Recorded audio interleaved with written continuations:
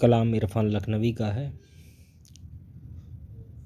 हम जब कोई दीप जलाने लगते हैं, हम जब कोई दीप जलाने लगते हैं, घर के अंधेरे शोर मचाने लगते हैं, घर के अंधेरे शोर मचाने लगते हैं।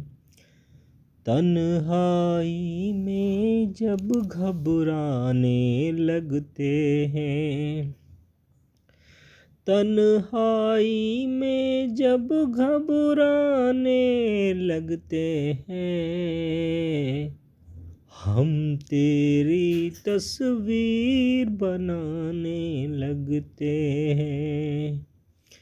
उससे जाकर कोई नहीं कहता कुछ भी, उससे जाकर कोई नहीं कहता कुछ भी, सब आकर मुझको समझाने लगते हैं।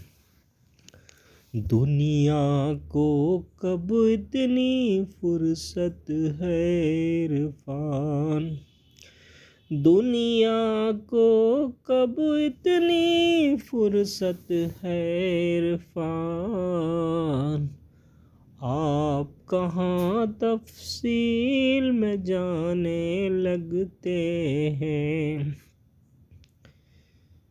हम जब कोई दीप जलाने लगते हैं, घर के अंधेरे शोर मचाने लगते हैं।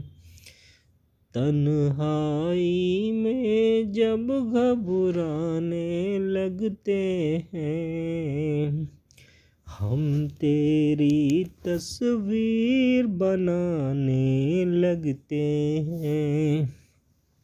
बहुत बहुत शुक्रिया।